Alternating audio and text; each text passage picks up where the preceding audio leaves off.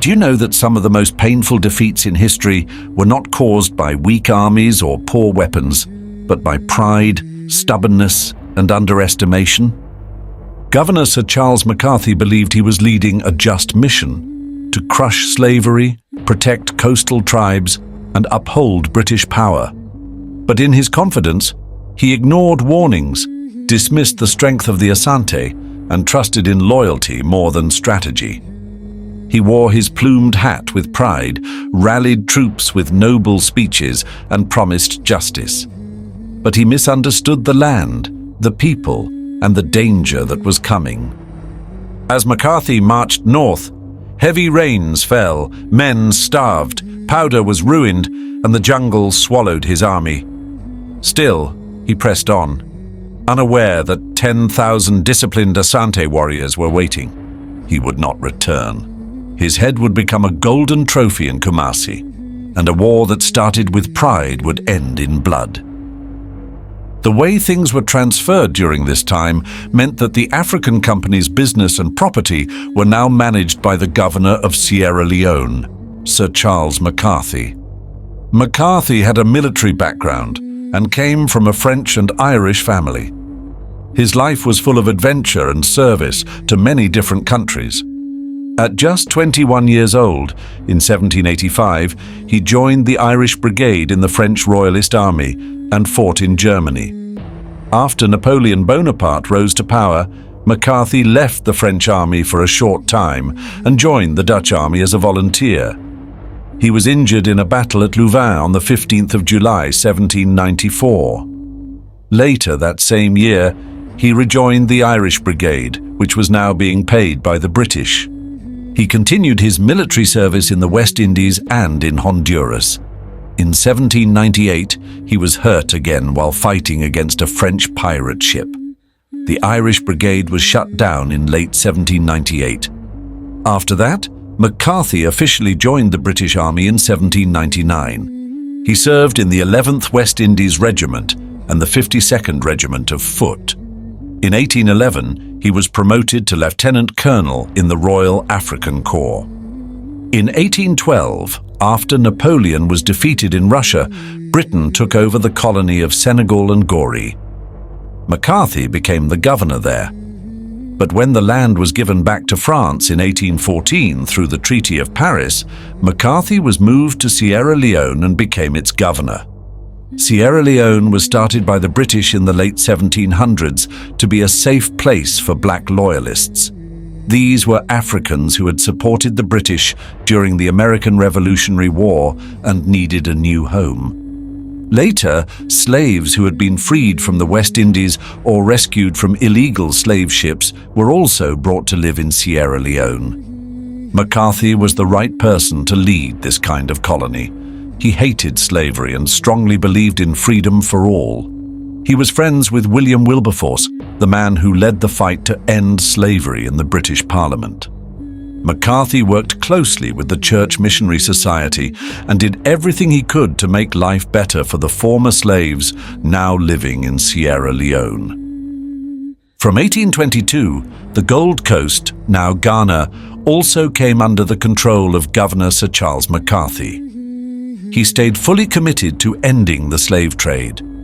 But with a man so deeply principled in power, it was only a matter of time before serious conflict arose between the British and the powerful Asante Kingdom. The British rule over the Gold Coast was short, lasting only 6 years, but it was full of tension and problems. These troubles reflected the rocky relationship between the British and the Asante throughout the rest of the 1800s. The issue wasn't just McCarthy's strong personality or his beliefs. The conflict also came from misunderstandings in earlier agreements, especially the Bowditch and Dupuy treaties. Both the British and the Asante had different ideas about who owned and controlled the coastal forts and who had the right to rule the Fante people who lived by the sea. The Asante king at the time, Osei Bonsu, believed the Fante were his subjects. He expected them to respect Asante authority. However, since the British had physical control of the forts and had influence on the coast, The king also expected the British to make sure the Fante behaved. This put the British in a confusing and uncomfortable position. It was also a cultural clash. The Asante king ruled like a traditional feudal lord, where loyalty and respect were very serious matters. Even small actions or words from his vassals could offend him deeply. In such a setting, it didn't take long for the personalities of Governor McCarthy and the king to clash. McCarthy arrived on the Gold Coast on the 27th of March, 1822. He quickly began traveling along the coast to get to know the land and its people. He wanted to come up with a clear plan for how to manage the colony and how to deal with the Asante. From his tour, McCarthy concluded a few things. 1. The Fante and other coastal groups were living alongside the British and should be protected by the British Crown. 2. Since the British controlled the forts, they could not be ruled or influenced by another kingdom, even the powerful Asante. 3. And most importantly, because McCarthy hated slavery, he saw the Asante, who were still involved in the slave trade, as opponents, not partners. It was clear McCarthy didn't want to build a peaceful relationship with the Asante. Instead of sending a diplomatic mission to Kumasi to speak with the king, he took a more aggressive step. He organized 3 companies of the Royal African Colonial Corps, a standing army made up of both black and white soldiers. He also created a local militia and began holding meetings with the coastal chiefs. In these gatherings, he tried to convince the chiefs that their safety and future would be best protected by the British, not the Asante. By mid-May 1822, McCarthy felt the coastal region was secure. He believed he had gained the support of the local people and built a good enough defense to handle any trouble. With that, he returned to Sierra Leone and left Major James Chisholm in charge of the Gold Coast. But tension still hung in the air like a storm waiting to break. The Asante king had not been consulted. He had not been shown respect. And he had not been warned about the growing British military presence on what he still considered part of his extended kingdom. The seeds of war had been planted, and they would soon grow. McCarthy had barely left the Gold Coast when trouble began. What led to war started with something very small, just a simple argument. An Asante trader at the British fort in Anamabu got into a fight with a mixed-race sergeant who was part of the Royal African Colonial Corps. During the argument, the Asante trader insulted Governor McCarthy. In return, the sergeant said very disrespectful things about the Asante king, Osei Bonsu. Word of what the sergeant said reached Kumasi quickly. As expected, King Osei Bonsu took it as a serious insult to himself and to the Asante nation. He believed such disrespect could not go unpunished. He ordered that the sergeant be captured, and that's exactly what happened. The sergeant was kidnapped and taken about 20 miles inland to the town of Dunkwa. There he was put in chains and held while the king waited to decide his fate. For nearly 8 months, Osei Bonsu didn't act immediately. He waited patiently, perhaps hoping the British would reach out. He may have thought that keeping the sergeant alive could help restart talks about the broken Dupuy Treaty. But the British said nothing. There was no apology, no diplomatic effort, no attempt to negotiate. So, in February 1823, Osei Bonsu made his decision. The sergeant was beheaded. His head was sent to the capital, Kumasi, a clear message to the British. The king also sent a personal warning to Governor McCarthy, telling him that he too could suffer the same fate. To McCarthy, this wasn't just a threat. It was a challenge. He didn't take it as a chance to talk or negotiate. Instead, he saw it as open provocation, a direct dare from the Asante. What McCarthy didn't realize, or perhaps refused to accept, was that King Osei Bonsu was still trying, in secret, to talk peace. He had even sent quiet messages through the Dutch in Elmina asking for diplomatic discussions. But McCarthy ignored all of this. Despite being a seasoned soldier, McCarthy failed to step back and look at the bigger picture. He didn't consider what peace could bring: better trade, improved relations, or a future without bloodshed. He was not like the governor before him, Charles Torrance, who had been more practical and thoughtful when dealing with powerful African kingdoms. Instead, McCarthy rushed back from Sierra Leone and gave orders for troops to go to Dunkwa and punish those responsible for killing the sergeant. But the mission failed. The soldiers came back with nothing. Now furious, McCarthy asked for more troops from Sierra Leone. He also called out the local militia, gathered soldiers from the Royal African Corps, and got support from several southern tribes: the Fante, Denchira, Wassa, and Ga. Feeling confident in his numbers, McCarthy decided to lead the army himself. He marched his mixed force north toward the Pra River, the gateway to Asante territory. Meanwhile, in Kumasi, King Ose Bonsu heard about McCarthy's military movements. He responded quickly. A large Asante army was sent out to face the British and their allies. The two sides were now on a path to war, and nothing could stop it. There is no doubt that Governor McCarthy made a terrible mistake in underestimating the strength and skill of the Asante army. Many of his local allies had warned him, but he didn't listen. He believed that with enough native support, he could win. What he didn't understand was that the Asante army was not just powerful. It was the most organized and successful military force in all of West Africa at that time. Instead of focusing on the real dangers ahead, McCarthy spent most of his energy trying to convince coastal tribes like the Fante to join his army. The Fante still felt hurt and betrayed by Colonel Torrance, a past British official, and McCarthy had to promise them again and again that he would never make peace with the Asante without talking to them first. His efforts paid off. The Fante gave him a personal bodyguard of 200 warriors who were to stay by his side during the campaign. It was a show of trust, but also a heavy responsibility. On 25th November 1823, McCarthy, dressed in his full governor's uniform with a tall hat and elegant coat, reviewed the troops.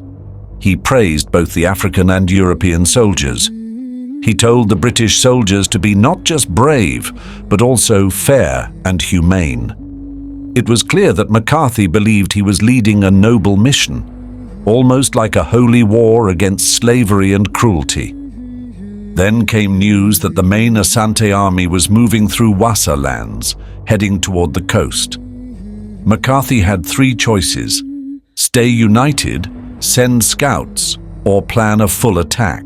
He chose the most complicated, to split his army into three parts. One group, led by Captain Blenkern, was ordered to sneak around and attack the Asante from the side or behind. Another group, under Captain Lying, and mostly made up of Fante warriors, was sent directly toward Kumasi as a distraction. McCarthy himself led the largest group, about 2,500 soldiers, including Royal Africans, some of the 2nd West Indies Regiment, local militia, and even a regimental band. Major Chisholm was second in command. Strangely, there's no record that McCarthy discussed his plans with other officers. It was a risky move that showed his lack of understanding about the seriousness of the Asante threat. As McCarthy's force moved north, they picked up more tribal allies in Dunkwa. They spent the next few days drilling and preparing for battle. But there was one big problem. All their practice was meant for open fields, not thick jungle. No one had planned for how to fight in the dense forest, and this would soon prove disastrous. His allies warned him not to lead from the front. Why risk the life of the governor? They asked. But McCarthy refused to listen. He marched at the front of the line, tall and proud, through mud, rain, and thick jungle. The march was long and exhausting. Supply problems got worse. Local carriers dropped food and weapons or stole them. Soldiers became hungry and angry. Rain ruined the gunpowder. McCarthy sent his stores officer, Brandon, back to Cape Coast to bring dry ammunition, but no one knew when he'd return. In early January 1824, McCarthy received a desperate message from his Dentura allies. The Asante army had entered their land and needed help. He sent Major Chisholm and several hundred men to support them. This weakened his own army even more. But still, McCarthy pushed forward. He and his men crossed the rising Pra River and entered Wassa land. More and more tribal warriors now fled toward McCarthy's camp, bringing news of the advancing Asante force. Still, the governor pressed on, determined to meet the Asante with British firepower. By 22nd January 1824, McCarthy's tribal allies were becoming scared. While he was trying to calm their fears in a meeting, his scouts came running in. The Asante army was right ahead. McCarthy acted fast. He formed a firing line on the southern bank of the Bonza River, near a village called Bonsaso. His force was now down to just about 500 men. Many had deserted. Even his Fante bodyguard had drifted to the edge of the army and wouldn't return to his side. What McCarthy didn't know was that 10,000 well-trained and fearless Asante warriors were moving in. Their traditional fan-shaped battle formation was designed to surround the enemy. Their war drums and horns echoed through the jungle, striking fear in McCarthy's men. In one of the most strange and tragic moments in colonial history, McCarthy ordered the band to play the British national anthem, God Save the King, believing the music would cause the Asantes to surrender. For a moment, the Asante musicians fell silent. But then, they replied with even louder war drums and fierce chants. This back and forth of music continued several times until the Asante warriors had had enough. Suddenly, musket fire tore through the trees. McCarthy's men began to fall. Their line broke apart. Ammunition ran low. Just when they needed supplies, Brandon, the stores officer, returned alone. His porters gone. But when McCarthy opened the boxes, he found only biscuits and macaroni. Furious, he threatened to hang Brandon. But before he could do anything, a musket ball hit Brandon in the head and killed him instantly. Now, the Asante warriors charged across the river. British troops tried to fight back with bayonets, but they were overwhelmed. Most were cut down and beheaded. Lieutenant de Graft and a few others managed to fire a small cannon, but they were quickly surrounded. De Graft escaped, but his men were all killed. The battle turned into chaos, a desperate fight for survival. McCarthy was last seen calling for a bugler to signal retreat, but the young boy had already been killed. He stood alone, screaming, wounded, his uniform soaked in blood. Some say McCarthy stood back to back with two officers, Buckle and Wetherell, as they faced their end like soldiers. Others believe he took his own life with a pistol rather than be captured and tortured. Only one man truly lived to tell the story, McCarthy's secretary, Williams. Though wounded in the leg and unconscious, he woke to find an Asante warrior about to cut off his head. Just then, an Asante chief who had known Williams from before recognized him and saved his life. Williams was taken to Kumasi as a prisoner, where he saw the bodies of McCarthy, Buckle and Wetherell, all headless. McCarthy's skull was taken as a war trophy. A gold cast was made of it, and the skull was wrapped in white cloth and paraded yearly through the streets of Kumasi during the Yam Festival. Meanwhile, Ricketts and de Graft escaped into the jungle. After days of crawling through mud and vines, they were finally found by scouts from Chisholm's returning force. Chisholm quickly led his men back to Cape Coast Castle. At the same time, far away in Kumasi, King Osi Bonsu died in his bed. On the same day, McCarthy died in battle. The new king, Osei Yawakoto, was bound by tradition to continue the war. The Asante army, now at the height of its power, prepared for a new wave of conquest. The British were in deep shock. In March 1825, a new governor arrived, Major General Charles Turner, bringing more soldiers and new weapons. On April 2nd, Turner made it clear, peace would only come if the Asante stopped demanding tribute and controlling their neighbors. The Asante king never replied. Instead, early in 1826, he sent his army south again. Towns were burned, people enslaved or killed, and terror swept the coast. But the coastal tribes, with British help, avoided direct battles. They waited, planned, and watched. By late July, the Asante army camped near Dodowa, just north of Accra. The king wanted to crush the Ga people once and for all. But the coastal tribes, including the Fante, Ashim, Ga, Denchira, Akwamu, and Akwapim, were ready. This time they had British troops with them. They had laid a trap, and soon the hunter would become the hunted. The story of Governor McCarthy is more than a tale of war. It is a lesson carved in blood, silence, and skulls. A man came with a mission, believing he could rewrite Africa's destiny with orders and uniforms. But he forgot one truth. Africa is not silent, and its people are not passive. The Asante nation, proud and powerful, reminded the world that empires can fall when they underestimate the spirit of a people. McCarthy's golden-plated skull may have paraded through Kumasi, but it wasn't just his defeat. It was the British Empire's wake-up call. A moment when the drums of Africa beat louder than European cannons. And though the Asante would later face their own trials, this was their day of thunder, their moment of fire and victory. Yet history often buries such stories beneath foreign glory and colonial lies. That's why we are here. This is Black Stories Untold, where we bring back the voices they tried to silence, where Africa's true heroes rise again, where memory becomes power. If this story moved you, like, share, and drop a comment. Tell us where you're watching from, and most importantly, subscribe to Black Stories Untold, because our past deserves to be remembered and retold.